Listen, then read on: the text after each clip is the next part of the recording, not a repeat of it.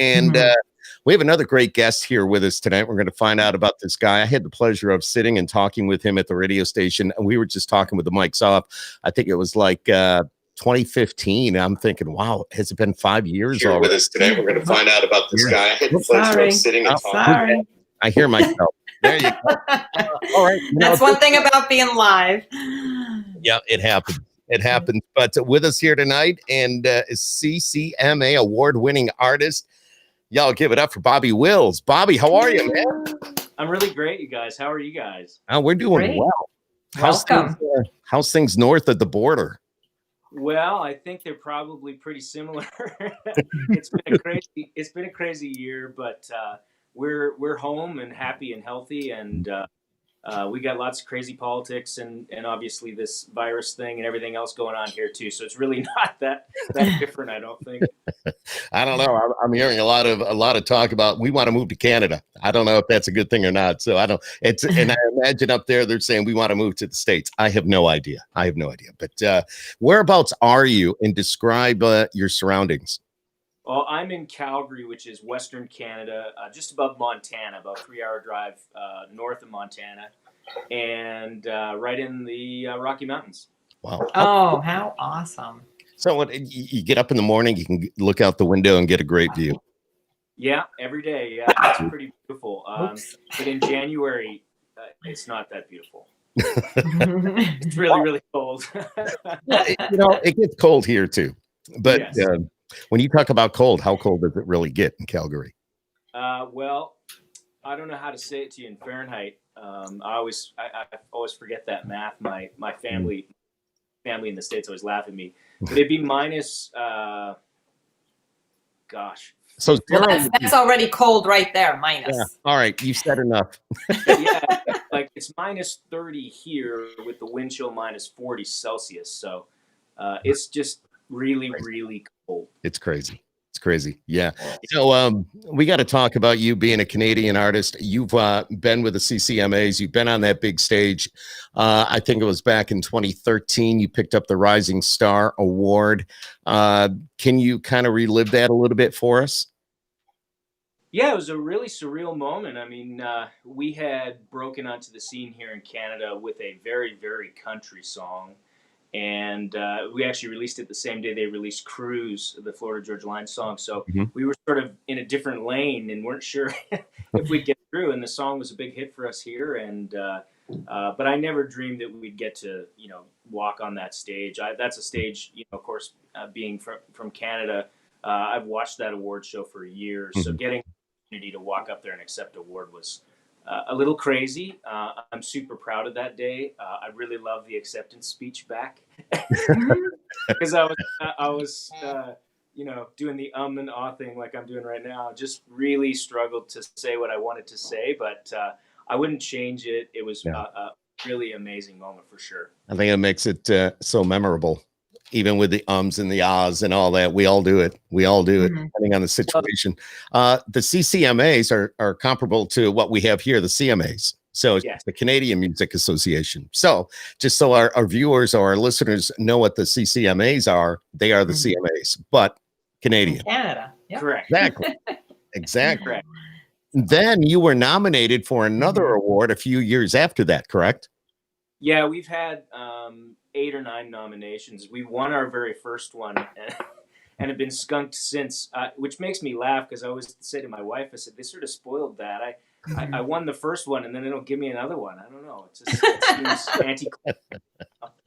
It's crazy. Man. Hey, being in Canada, you started off by saying it's probably not much different than it is here in the States. But I mean, the whole quarantine thing is going on there. I mean, I'm sorry if I sound dumb about this, but we're in the States. All we hear about is what's going on here. We really don't know what's going on there. Are you quarantined? Or do you have to wear a mask? How is all that working for you?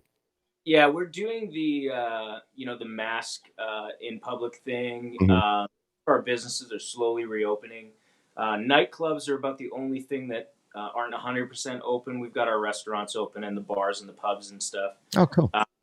It's still a little, there's some rules and you can't have, I think it's 50% capacity and some of those different things. Obviously, we have no live music shows. I was going to ask you. Yeah. Yeah, it's been painful. It's been really painful. We had a very, very busy summer and fall. We're supposed to be on tour actually right now. So, I think it's very, very similar. I think people's feelings about it are very, very similar. Obviously, being in Canada, we're so influenced by American news that we watch about as much of it as you probably do. So we're well versed in the two different, sort of countries as far as that goes. And I have family in the States, and it sounds to me like it's more or less the same. Yeah. Wow. Interesting. I just had no idea, but I kind of figured, but didn't have any idea. And live music, I mean, that's got to suck, because I mean, that's, you want to get out, you want to play in front of these people. You said you were supposed to be on tour.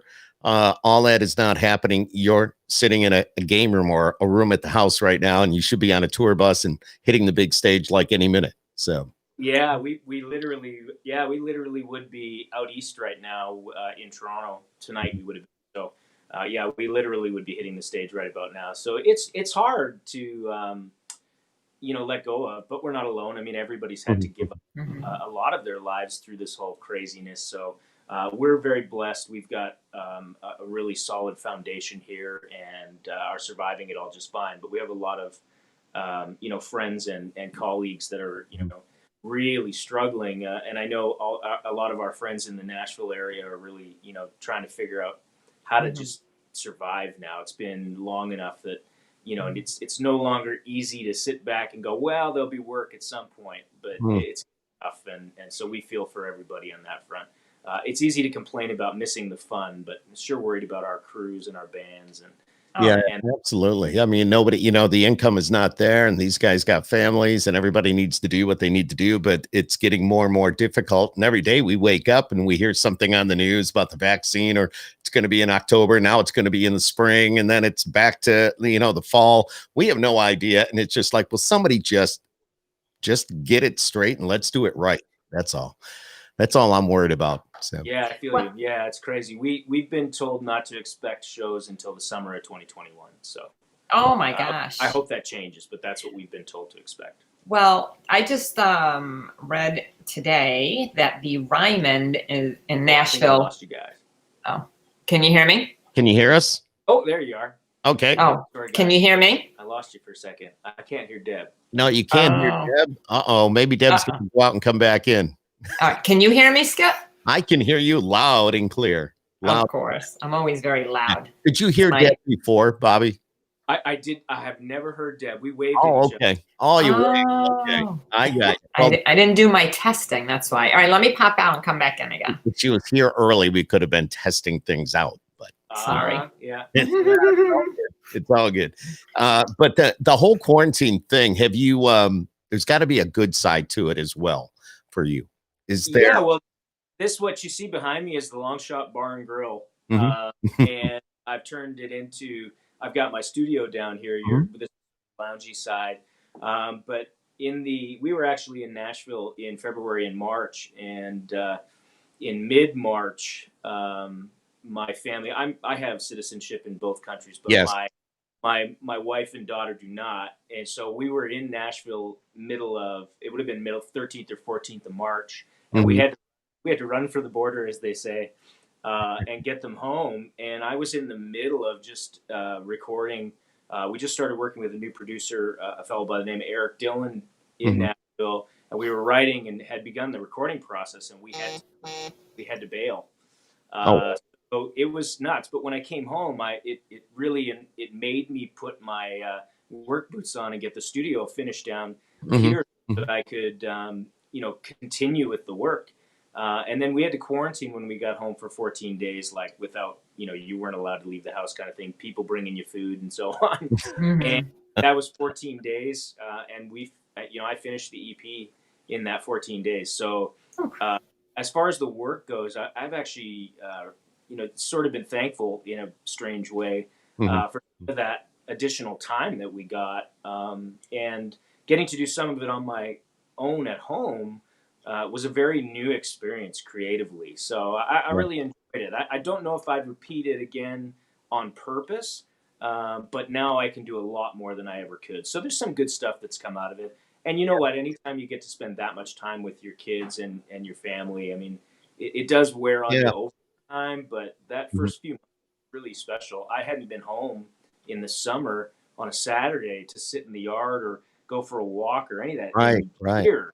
In years. So that was both strange and a blessing. Mhm. Deb, are you there? Can you hear us? I can hear you. Can you hear me now? Yes, must be. Yes, yes. Well, formally now, hello. Hello. He must be hello to me and thinking what a rude jerk. He's Yeah, Not at all. Not at all. Skip was talking, so I just kind of figured, conversation's going on. I So talk a lot. I ask a lot of questions. I think, yeah, being a that's radio good. guy is pretty much my job. And it's Mhm. funny, Bobby Wills, that's who's with us here tonight. Bobby, you're Mhm. talking about having that time at home and building a studio and all that. I did the exact same thing. This is where I'm sitting in a studio right now in my home. nice. And, it's a full radio studio. I got the VO thing going. I've got a full podcast studio. And, and it's all because we had time to do this. And I've been doing the podcast for a little bit, but once we had this downtime, it's like, okay, I'm really going to do this. I'm really going to get to it and just go to town with it. So, I'm the opposite. I haven't had any downtime yet. I'm still working on cleaning my garage because we've had to keep working, which is good. That's good.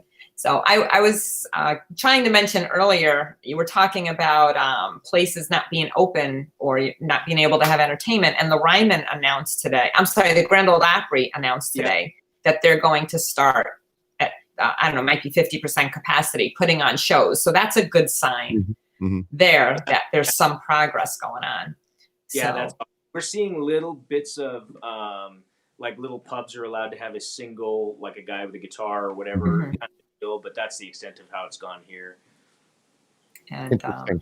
Yeah, that's a step in the right direction, though. I saw that article this morning. As a matter of fact, I might have shared it as well, talking about getting people back into the Grand Ole Opry and what's going on in Nashville. How often do you get to Nashville, Bobby? You said you were there back in February and March, but do you make it a regular trip? Yeah, we're there 3-4 times a year, sometimes more. Depends on what's going on. It was 2016, I think, Skip, but back in 2016, we were there for a fairly lengthy stretch. And since then, we've been kind of commuting back and forth. I write for a publishing company here in Canada, so I'm up doing some writing trips for the publishing side, and then I'm up recording and doing this stuff for the artist side of the equation too. So we're up quite a bit. Oh, cool. Another thing that's changed, though, the Skype thing and the Zoom call songwriting has actually become a thing now. So I'm sort of hopeful that people don't like it enough that they want to keep doing it, because I really want to have an excuse to keep coming, I don't know. Go ahead, Deb. No, we've heard that, right? I know that's what you were probably just going to say, that a lot of artists are not fond 100% of the Zoom writing sessions. Yeah, it works okay. I mean, I there's something about rubbing shoulders. We always laugh that some of the best ideas or best songs I've ever been involved with, the idea happened at the coffee maker before you even started. Just something somebody said, And the Zoom calls they just don't have those breaks where you go for lunch together, or you run down and get a pot of coffee, or like any of those things just don't really happen. And so as a consequence, it feels like to me that the songs are a little more forced. You have to work a little harder to stay on a good idea. And I prefer, and I think we all do, but I prefer to just be in the room with the guys. But we've made do, so. Yeah, I think, we've talked to so many people over the last year, and since this has been going on, actually, that have said exactly that same thing. It's, you can do the Zoom all you want, this and that, but it still doesn't, amount to what you can get when you're sitting together, reading each other's body language. Somebody comes up with an idea, you can see it and feel it. Zoom, you don't get that. So. Yeah, it's better if you know the guys you're writing with. Like I've had some success with people that I've written with a bunch, so the inside jokes start right away, immediately comfortable. But the Zoom thing's real tough with someone you haven't written with. You just can't make that connection the same way. Who are some of the maybe on the American side, so we can recognize some of these names, and then we'll talk about the Canadian side. But who are some of the guys that you have written with here in the States? Some of the women. I've been so lucky to write with some of the greats. The one that always rings for me that you guys may know is actually you guys write a song with him. He's my all-time hero. His name is Walt Aldridge. Oh, yeah. Okay. Walt wrote "Holding Her and Loving You," Mm-hmm. "Day Bonnie and Clyde," "The Fear of Being Alone" for Reed McIntyre. I mean, Yes. I think 20 number one hits and what have you. And I remember reading his name on liner notes, and then I got to write with him. And Michael Pyle, Russell Shoals guys, had a bunch of hits. Wade Kirby wrote "I Saw God Today." Yes. Wow, Phil that's cool.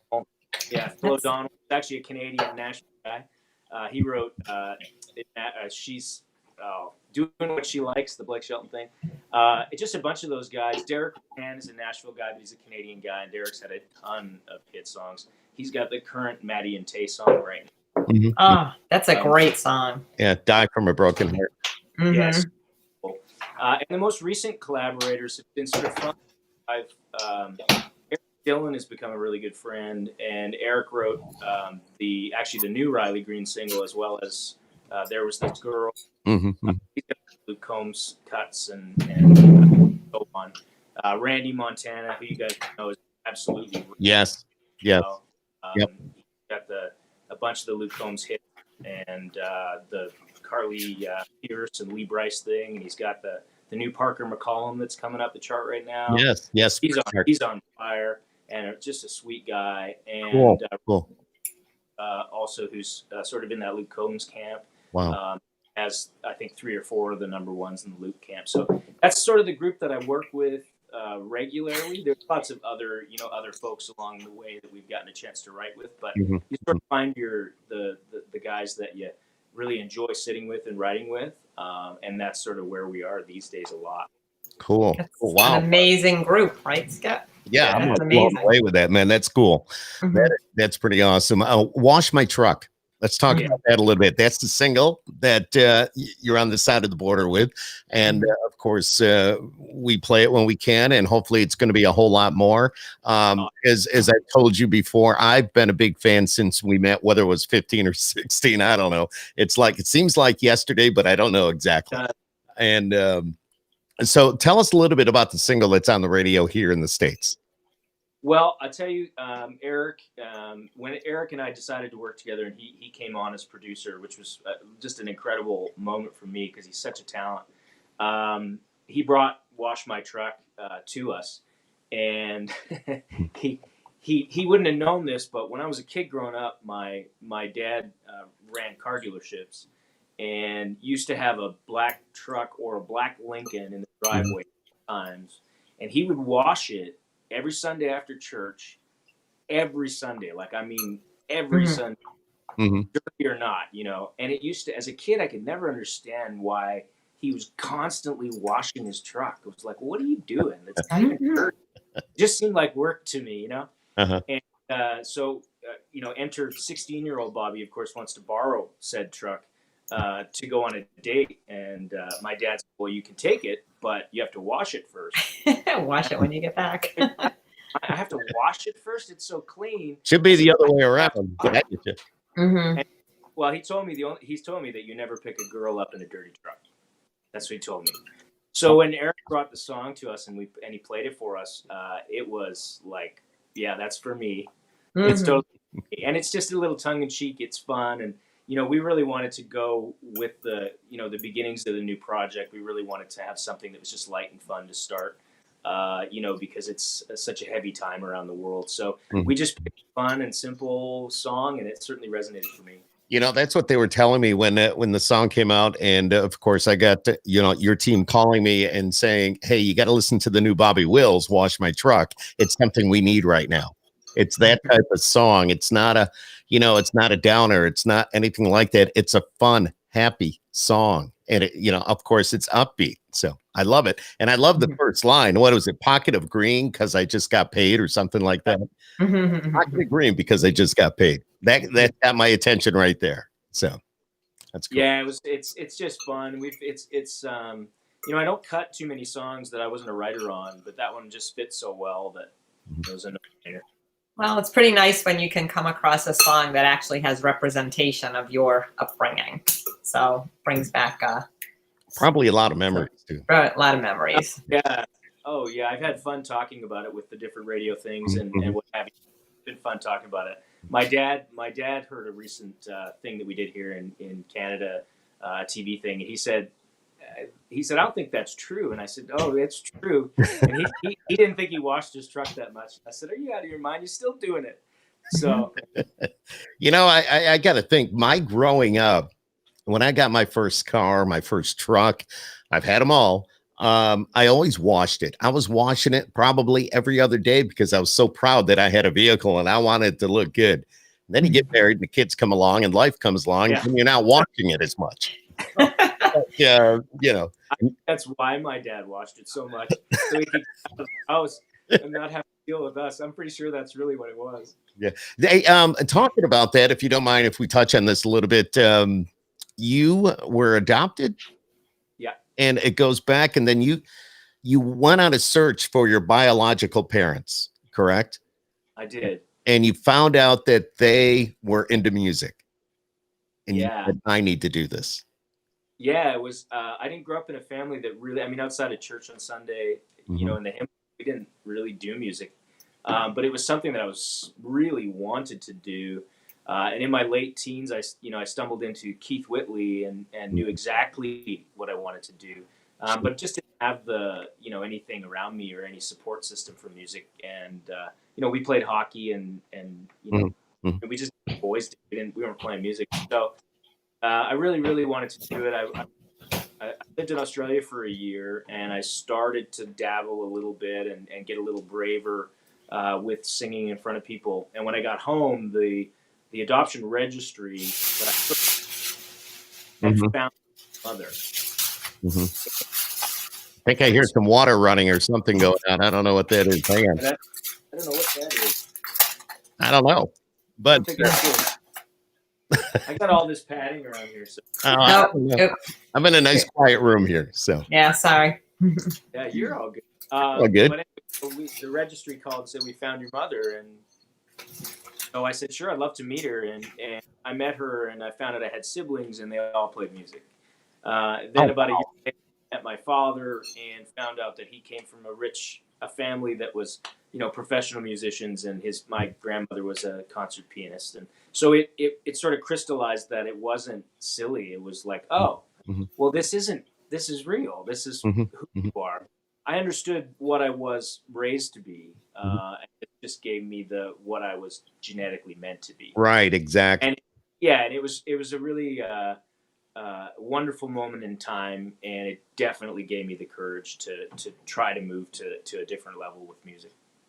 That's awesome. Wow. It's a great story. I was reading it in your bio and I went, oh my God, even though we had talked before, I said, I don't remember him talking about that.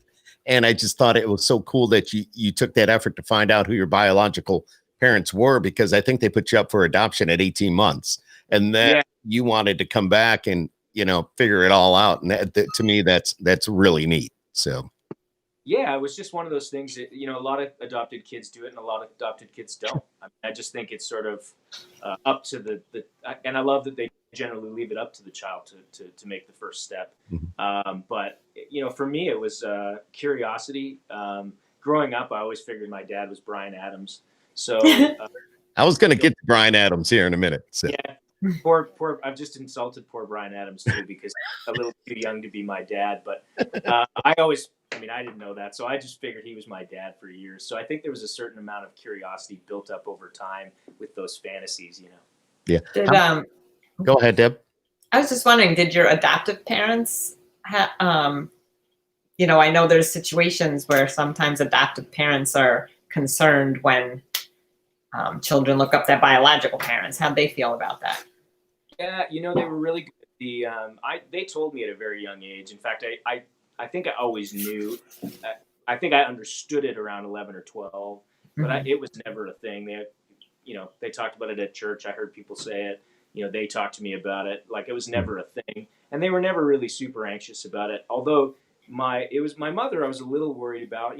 Her little boy and all that sort of thing. But it was my dad was the one that was a little more cautious, and my mom was like, just couldn't wait to meet them. So yeah, so it was a wonderful experience. Yeah, that's great. And I have 6 siblings, which wow, would never have known. So that was pretty cool too. Yeah, and you're in touch with all of them. Sure am. Yeah. Oh, that's great. That's awesome. I love happy endings. Yeah, exactly. Yeah, it really was. It was. I feel very blessed to have gotten to meet them, and I'd never seen anyone that looked like me in my family. So now when I see my kids, I have a little bit deeper background of, sort of why they have blue eyes, or some of those things. That's pretty cool when you never had it. Right. Now you got something to fall back on and be able to go, oh, now I get it. Okay. Yeah, sure. Exactly. Got your DNA and your genes. Yeah, and Will's is from the biological family. Okay. Yeah, so my grandfather that I was raised with used to listen to Bob Wills and the Texas Playboys like crazy. And my first name is Bobby, but my last name is Blau, and it doesn't work on a marquee. We won't get into it, but it doesn't. No. So the when I met my biological family and found out the last name was Wills, it was a no-brainer. So there's all there. That's cool. Bryan Adams. Yeah. Have you? I would imagine, being from Canada, he's in Canada. You've probably been to a bunch of Bryan Adams shows. I have been to a ton of Bryan Adams shows. How did I know that? And actually got to do a show with him at the Juno Awards, which is sort of like our Grammys, a few years ago. Well, it would have been around that 2016 timeline as well. And he walked up and said, "Hey, I love your music," and was really sweet to me. I don't think he'd ever heard of me before, but he said it anyways, which I thought was great. It was pretty neat to meet him for sure. Wow. That's awesome. I had to ask about that. Some of the Canadian artists, of course, I know the guys Emerson Drive. Really good friends with them. Denick, the guitar player, we used to meet up here at a local restaurant when he would come through Syracuse, heading to different shows. But when I look at the charts, I still see them every once in a while popping up on the chart. I was also a big fan of Doc Walker. Now, I haven't heard anything. Are they still doing what they do, or? They're still touring a bunch. I don't think there's been any new music for a couple of years now, but they're still tour a bunch, and they're just the greatest guys too. I mean, just super, super nice guys. And Danick's a beauty. Danick is up for producer of the year here in Canada. No way. Oh yeah, he's on fire. He's got a bunch of really, really big records that he's helmed for some up and coming artists here, and he's a really talented guy and a super nice guy. Oh yeah, super nice. His dad worked for the Labatt's, I believe, in Canada, and we had him come and do a show, and his dad sent me a whole case of the Labatt glasses, the tall beer glasses, and it was all in French. And I go, that is so cool. But we used to play the music back in the day, and be the first to get on it. And of course, Danick was always like, "This is so awesome." And we haven't spoken lately, but back in the day, it was quite often actually. So pretty cool. I think I'm going to see you soon, so I'll say hi. Yeah, absolutely. You tell him Skip Clark from Syracuse says I will, and he'll go, "Oh, okay. Let's talk about how hard is it for you as a Canadian artist to get your music on American radio?" Yeah, it's tough. It's really tough. We're being an indie in Canada. We're not really considered an indie, but obviously down south we are considered an indie. So it's just tough. I mean, let's face it, there's so much good music out there. I don't know whether there's an impact on the fact that I am Canadian, if that makes it harder. I'm not sure about that, but I know that it's competitive, and I know that going up against the major labels, particularly down south, is pretty tough. We've also had some good fortune there. We've gotten played all over the country and building a fan base, and so one day at a time. Canada was very much the same. It's just scale. When we started in Canada, we had a really tough time getting on the radio, and then it slowly built over time. And you had to invest, years of just keep putting it out and keep trying to get that awareness and hopefully get one that pops. And that was the same in Canada, but the difference really is the scale. 30 million people, versus 300 million stations. Yeah, that's true. There's 38 reporting stations in Canada, and I think there's 300 reporting stations in the U.S. So you're it's pretty tough, close. it's tough from that standpoint. Yeah, now I understand it a little bit better. Totally, totally. So you've got the music coming out. You've got this project with Wash My Truck. You got the full album coming down, or the EP, or what do you have, Bobby? What's available for us to listen to if we wanted to hear more? Yeah, we're gonna have some fun with that. So Wash My Truck is out now on Mhm. all the different digital platforms and iTunes and so on. And normally we do, you release a single to radio and then you let it run its course and then you release another single. This time around, we're going to put some music out more often. Mhm. This is sort of becoming a trend now. And I think consumers want that little bit of extra, a little more music more often. So we're Mhm. going to do that. We have another song that's going to be available in, I believe, middle of October, 16th of October. Nice. And a song I'm super excited about called Getting Her Over You. And then in November, we have a song, maybe I think the finest song of my career in November, a song called In a Bar Somewhere, which we were supposed to be on the In a Bar Somewhere tour right now, but that's neither here nor there. Not in a bar. January, we haven't picked a release for January. We'll put another one out in January, and then you'll see an actual single again from us sometime after that. Sort of depends on how things go, as you know. Yeah, who's calling the shots? Are you, or do you have a team behind you calling the shots? Yeah, we have a team in Canada and there's sort of some advisory folks in Nashville, a bunch of A&R friends of ours that are sort of helping us procure sort of the movements and what we're doing. What I love in country music isn't necessarily what works in country music. I love ballads that hurt. I really do, and oftentimes I'm told that I can't put out too many of those. So I've learned I still follow my gut a lot. Mm-hmm.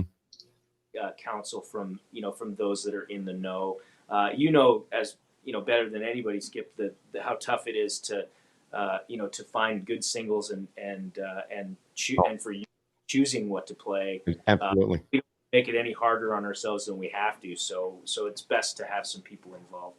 I mean, I hear you when it comes to the ballads because I'm a sucker for those. Then there's those listeners. It's like, okay, I can't take any more of this down music, and the times that we're in now, I don't want to hear this. But I'm a sucker for ballads. If it's a good ballad, man, I'll tell you, I'm right there, and I crank it. So yeah, I think to me at the end of the day, we try to function on best song wins. Mm-hmm, mm-hmm.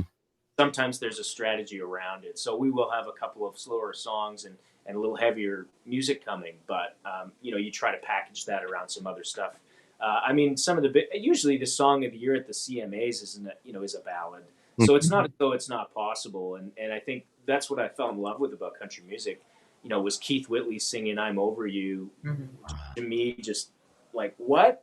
Yeah. It wasn't hearing it. You could feel it, Yeah, absolutely. That, or at least try to, Yeah, absolutely, man. That's right there, man. It's right in the heart. Right in the heart. That's good stuff. Definitely good stuff. So Canadian artists, though, now it's a whole different slew of artists up there. I always say up there. Well, we're pretty close to the border, actually, here in Syracuse, where we do the podcast from. But there's so many different artists. Who would you recommend to somebody here in the States if they wanted to hear like a Canadian artist? Do you have like, hey, you got to listen to this guy, or you should listen to this group, or, these guys need to be heard more in the States? Or is there, do you have somebody you would recommend? I can give you a few. The scene up here is really, really strong right now. It's the strongest it's ever been. There was at one time there was sort of the it sounds Canadian thing, and that's just not the case anymore. So strong. The production values are so strong. A lot of it's Nashville work, anyways, and so I would say to you that there are a couple of gals who I am absolutely smitten with, and I'll tell you, you probably have even played them already. But Tennille Townes. Oh yes. She's from about 4 or 5 hours north of where I am right now, and I've known her since she was just a little kid, and she was amazing when she was 13. So what you're seeing is like that's not a new artist. That's a girl who's been doing this for a long Yeah, we time. saw her at CRS, I believe. Didn't Yeah. we? She did one of the, you know, I'm sure. Yes. Mhm. One of the show. As songs and songwriters go, what she's put out. She's working with Jay Joyce, who's unbelievable. Yeah, that says a lot right there.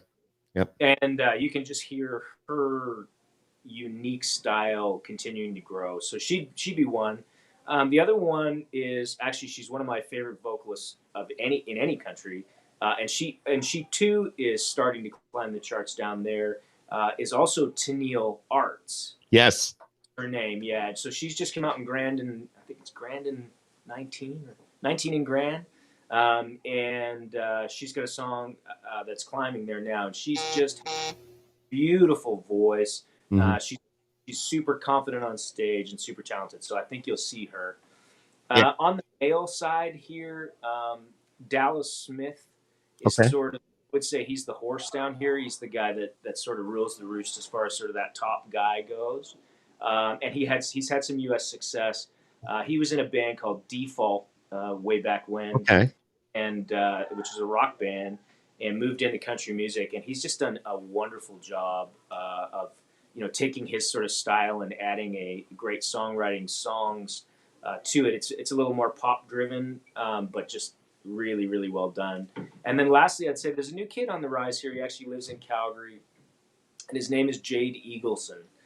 And if you like a big country voice, Close. he's got a big country voice. And I'm saying close because that's the single. See? Yeah. Yeah. I know. I'm already on that. You're right. This kid is phenomenal. Yeah, he's phenomenal. He's got a song on the new. If you look up the EP, there's a song called Boomtown. Okay. You based on the conversation we've had tonight, Skip. Mm-hmm. Hear it. I will. I'm going to make a note of that. Cool. I love hearing about new artists and maybe people that I've never heard of before. And I just always like to dig into that and say, wow. Like, for example, you're talking about Jade there with Close. That was the single. And I just love it. I love it. And I'd love to hear more of that here in the States. But we got Bobby Wills. Yeah. we got Bobby Wills on the radio here.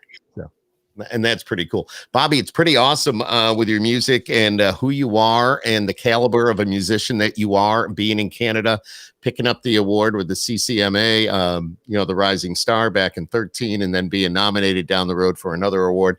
I mean, that says a lot right there. And just, walking across that big stage, just like we watch the CMAs here, the artist, and it's so just, I don't even know how to describe it. What that feeling that you must have. How about that feeling when you're on stage and you look out and you see everybody singing your song? Yeah, that's they say that the music business is kind of like the drug business. Once you started, it's hard to stop. Right. There really is nothing, outside of the most important things of family and so on. There really isn't anything that I get that rush from, and that just feeling of it's everything I ever wanted to do, and seeing people singing the song that you hoped people would like and it would resonate. You see them singing it back at you. There's nothing like that. And then you do a B-side that you didn't think anybody heard, and they sing that back to you too. I mean, there's just nothing. There's no way to describe that. Real fans will know the B-side because they're a fan of you. And they're, if they like one thing, they're going to like another, and they're just going to keep going deeper and deeper and deeper, which, is pretty cool. So it's only one fan at a time. Yes, sir. And Deb, how many times have I said it's pretty cool tonight? Because that's a crutch for me, Bobby. You got like counter going? Yeah, it's like my wife always goes to me. She goes, "Do you know how many times you said it's pretty cool tonight?" And then I'm going, I have no idea. And then Deb's like, "Well, you said it 12 times." Let me ask you this: did I say A? No, not at all. I was going to bring that up. No, not at all. My mother is from Boston. Well, there you go. Pardon me. She was born in Chicago, and her twin and the rest of the family live in Boston. and we lived there for a period of time, and they are merciless with me if I use the A. So I've learned to not use it very, but I probably do it more than I realize I do, but I wondered. Well, Actually, you don't even have much of an accent, to be No. honest with you. Well, that's probably my mom's Chicago in me, and we Mhm. did it at a young age. We were down there, Mhm. and then Calgary's pretty kind of Texas north. Hey. So out east, you'll pick up on the east accent, the Ontario and so on accent, but out here it's not quite as pronounced. Cool. Before we let you go, Bobby Wills, tell us a little bit about where, if we have somebody watching, somebody listening, this will be on all the podcast outlets. If somebody wanted to get your music or read more about you, I would assume you have a website. Yeah, bobbywills.com. Of course, we're on Facebook at Bobby Wills Music, and of course, we're on Instagram. Bobby Wills Fans is what it is. And I wanted to make an offer. If anybody DMs me a note, I will send them a link to all the new music before anybody else gets to hear it. Ooh, Wow. I'll do that. Deb's going to be on it. Now, before we go, we always do this little question thing with the artist. I have a list of 25 questions, and 1 through 25. You give me a number, and I'll ask the question that's next to it. If you don't mind answering, if you don't want to answer it, it's fine. I totally get it. Totally respect. So give me a number between 1 and 25. Well, I got to go with 11. 11. Are you usually late or early? Yeah, late. Late. Me too. The road manager in our touring band calls me Lobby Bobby because I'm never in the lobby when I'm supposed to be. Oh, that's funny. Bobby. All right, let's just do a couple of these here. Give me another number between 1 and 25. 7. 7. One thing you avoid at catering. One thing I avoid at catering. Oh man, that's a really good question. I'm gonna say sushi. I'm with you on that. You just never know, right? You never know. You never know. It's odd that they would have sushi at catering. I was just going to say, how often would you see sushi at catering? Last year we saw it like 3 or 4 times. And Really? It was like, they've got sushi here, and at big festivals too. Wow. I assume you don't put that on your rider. Yeah. No, I love sushi, but just I don't know. No. I'd be a little worried if I'm normally not in this town, and whoever the caterer is, I don't think I don't know. Yeah. All right, let's do another one. 1 through 25. Give me a number. 4. What's your most prized possession? Sorry. My most prized possession. Yes. Wow, that's a really tough question. I don't really have. There isn't too many things that I could live without, but Your guitar. Yeah, this is this is Dolly right here. Love it. Yeah, and she's been with us a long time, so that might be one of them. But I'm not really a possessions guy, honestly. I could kind of walk away from most of my stuff. And as I get older, I think that's more and more true. I agree. That's why I'm trying to declutter. Yeah. All right, let's do. I don't need everything. Let's do 2 more. Give me another number. So I don't know if you picked up on the pattern, but let's go 22. The pattern. That's that's good. You're questioning us. It was 11, 7.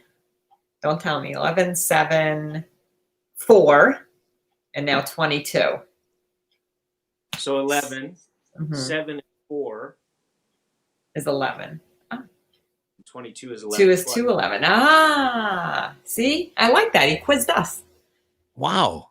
Probably would have taken me about 10 minutes, but I probably eventually would have Devin's caught on. business side of this. I'm like the other side. So she figured this out. I'm still thinking. All right. 11 is supposed to be the sign of positive luck and things coming your way and change. And I see it like it's crazy. I see it everywhere. So really? I love it. Love it. I'm not sure I believe any of that, but I still have fun with it. Oh, why not? All right, 22. What's your favorite smell? Oh, coffee. Oh, man after my own heart right there, I'll tell you. Yeah, Mm-hmm. a lot of coffee. And the last one, what's the name of the podcast? Oh, Skip Clark. No, look in the corner. I can't see it. I can't Skip see it. happens. Skip happens. That's what I said, isn't it? Yeah, you were close. Let the record know that I did not know the answer to that question.